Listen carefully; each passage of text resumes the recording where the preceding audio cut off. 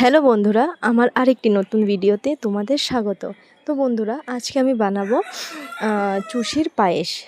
ঠিক আছে। তো তোমরা দেখতে পাচ্ছ, প্রথমে আমি 1 লিটার দুধকে এখানে গরম করতে বসিয়েছি।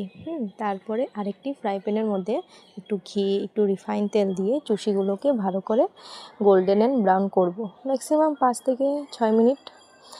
তারপরে দেখো, তারপরে 1 বাটি আমি এখানে চিনি নেব, তারপরে 2টো তেজপাতা। এর থেকে আর কিছু নেব না বেশি, যতটা সিম্পল অ্যান্ড ততটাই টেস্টি হবে এটা। তারপর দেখো, দুধটা একদম ঘন হয়ে আসছে আস্তে আস্তে। একদম 1 লিটার দুধকে আমি হাফ করে ফুটিয়ে নেব। তারপরে 2টো এখানে তেজপাতা পড়ে গেল। তারপরে একদম নাড়াবো ভালো করে। তারপরে ভাজা চুষিগুলো এখানে আস্তে আস্তে করে দিয়ে দেবো আমি। দেওয়ার পরে অনেকক্ষণ ঘন করে নাড়াবো আমি, 5 থেকে 10 মিনিট। তারপরে চিনি দিয়ে দিলাম। দেওয়ার পরে একদম ফুটাতে থাকবো 10 থেকে 15 মিনিট। ফোটানোর পরে রেডি হয়ে যাবে টেস্টি চুষি।